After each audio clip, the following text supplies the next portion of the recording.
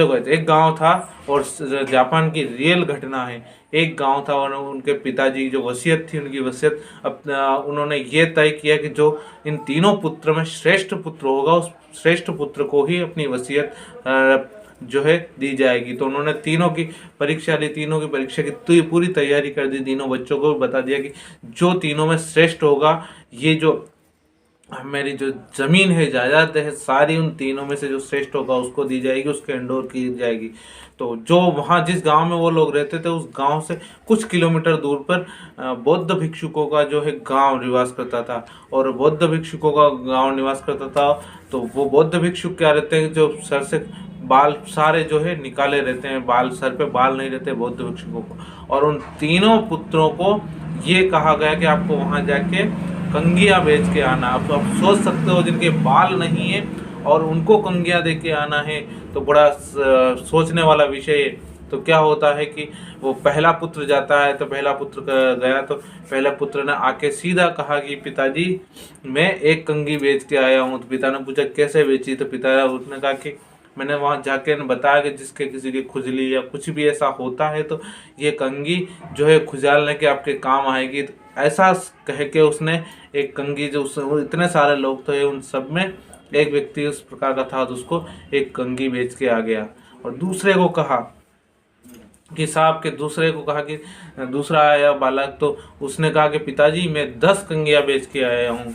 तो 10 कंगियाँ बेच के आया। तो पिता ने पूछा उससे कैसे, तो मैंने वहाँ कहा कि यहाँ बौद्ध भिक्षु को कहा कि आपके यहाँ पे बहुत सारे जो है यात्री आते हैं, तो उनके कंगे करने की आवश्यकता रहती है। और कंगा करके जो यहाँ अगर कंगा नहीं मिलेगा तो वो आपको कैसा फील करेंगे वो। तो उस ऐसा कह के फिर वहाँ उन यात्रियों के लिए जो है 10 कंगे मैं वहाँ सेल करके आया, बेच के आया।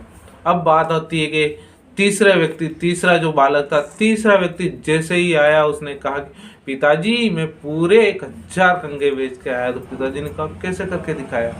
तो उसने बहुत, क्योंकि आपको क्रिएटिविटी लगाना, क्रिएटिविटी माइंड लगाना कि आपको कंगिया कैसे बेचना है, बिजनेस कैसे करना है, सारा काम कैसे करना, क्रिएटिव माइंड। जरूरी नहीं कि आपके प्रोडक्ट, हमें दिमाग में बस यही बात आती है कि नहीं कुछ भी झूठ बोल के ऐसा करके हम बिजनेस करेंगे तो उससे आप सफल नहीं हो पाओगे। आपको माइंड को क्रिएटिव करना, कैसे हम अपने प्रोडक्ट को सेल कर सकते हैं। तो उसने कहा कि पिताजी, अजय पिताजी ने पूछा कि 1000 कंगियाँ कैसे सेल करके आए।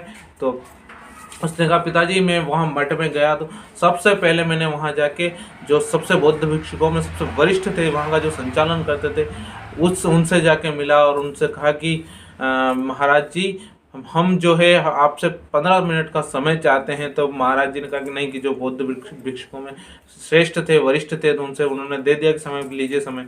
तो कह हम जो है आप यहाँ कितने लोग आते होंगे। तो उन्होंने कहा कि यहाँ हजारों लोग प्रति वर्ष आते हैं और हजारों जाते हैं। तो उसने कहा कि महाराज जी इतने लोग आते थे, तो यहाँ से जो शिक्षा या जो भी ज्ञान लेके जाते थे वो कितनों को याद रहता होगा, कि सबको याद नहीं रहता। कि मैं आपके सामने एक ऐसी टेक्निक बताना चाह रहा हूँ कि जिससे आपके जो भजन या आपके जो है यहाँ का ज्ञान है, वो ज्ञान जिंदगी भर उनके दिमाग में छपा रहेगा और ताम्रपत्र पे लिखा हुआ रहेगा, ऐसा सोच लो।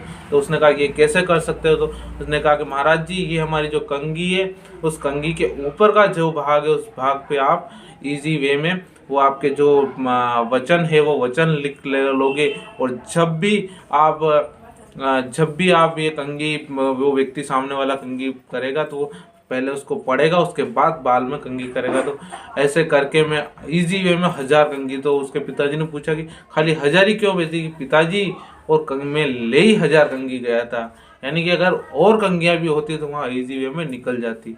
तो इस कहानी से प्रेरणा मिलती है कि आपको दिमाग जो है, आपको क्रिएटिव माइंड करना है कि आपको क्या नया कर सकते हैं, वो देखकर आपको अपना बिजनेस स्टार्ट करना है। Thank you so much.